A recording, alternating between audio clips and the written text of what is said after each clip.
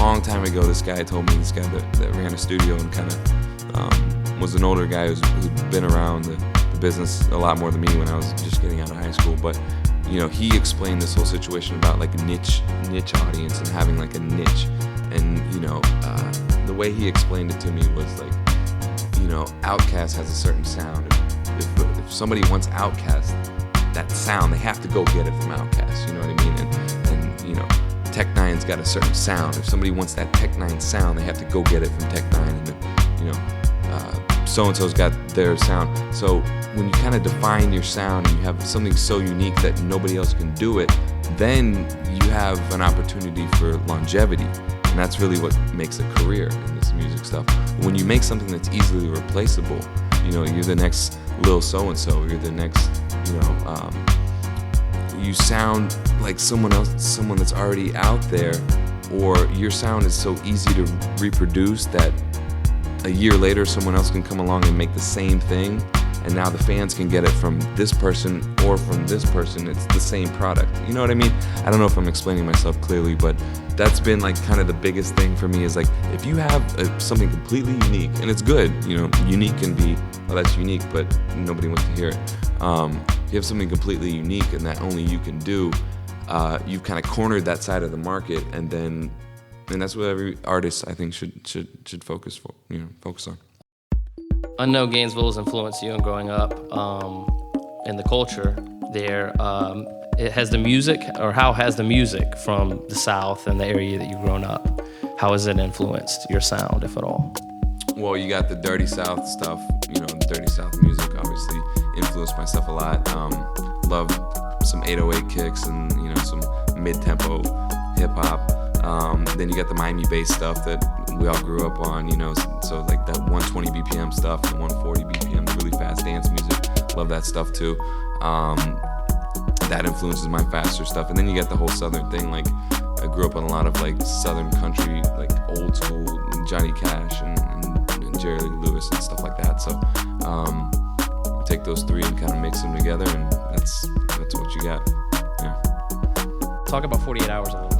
Yeah, another album with a crazy idea. Like I don't know, I like to do stuff like that. But after we did Blue Chips, we were writing songs so fast. We'd make all these beats, and then we'd get in the studio, and then we were lazy musicians, so none of us had written anything. Me or J Mag hadn't written anything. So we'd get in the studio and we'd write like 3 songs in a night, and then record them the same night. And so we were just working at a really fast pace. As far as how quickly we were writing the songs was really fast. So when we put that album out and it finished and it kind of had its run and it went through its thing, I was thinking, what's going to be next? And still had Bar Tab Blues on the back burner, kind of like with the album I'm working on now. So on the back burner, it's going, but it's taking time. So I knew Bar Tab Blues was going to take a little while. I wanted to release one more thing for before that came out. So knowing how fast we were writing music, it just kind of came to this idea, like, how fast can I write a whole album? So I started piecing that together and thinking, along the lines of filming it and doing like a webisode thing afterwards, chopping up all the footage and putting it into webisodes, because that was like a big thing online too at the time, and it still is.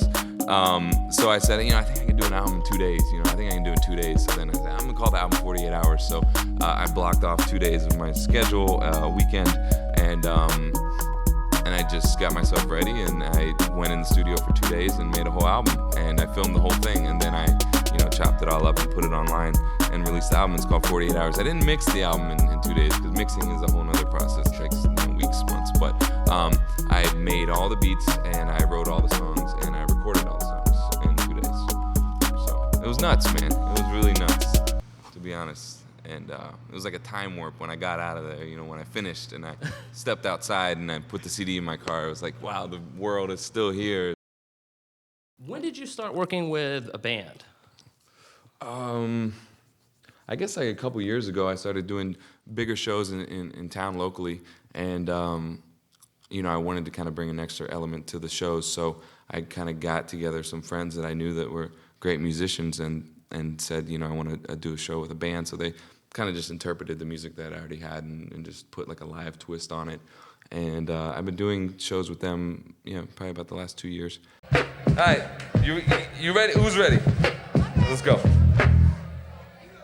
Let's do it.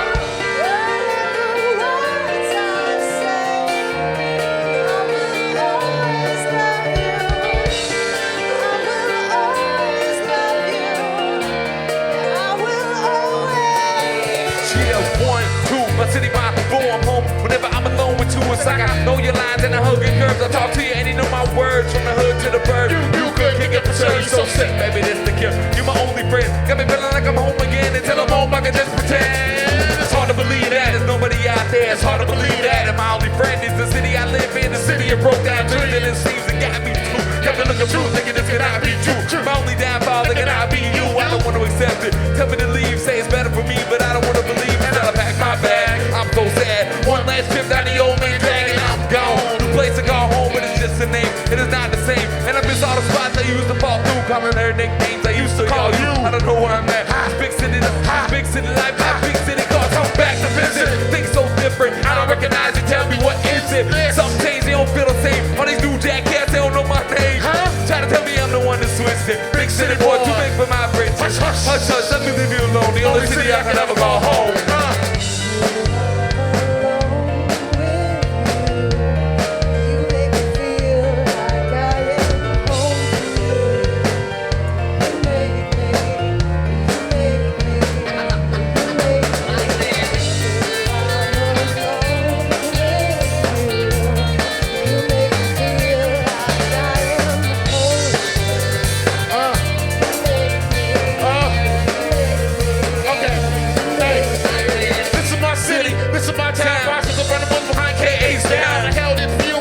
Every tree, look, I walk every step. I know these streets. I've been here like I know that dude from 3-5 who to 3-5 who. Born in Brooklyn, watching Hotline. At an early age, back home to live by.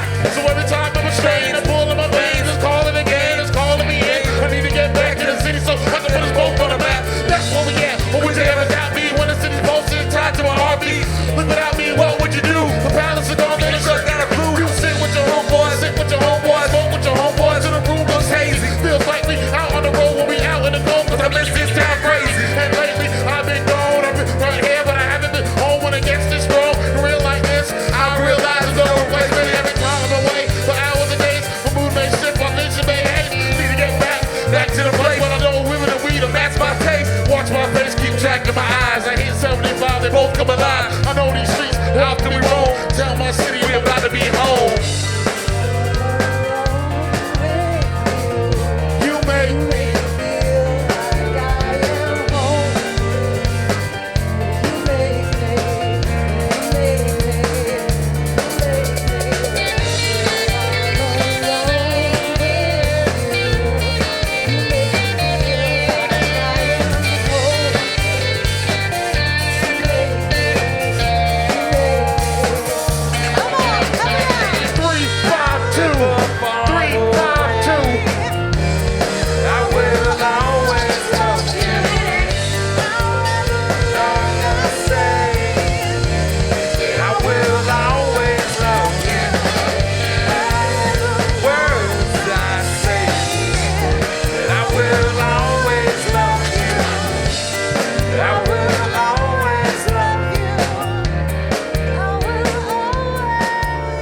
Years ago, where did you see yourself?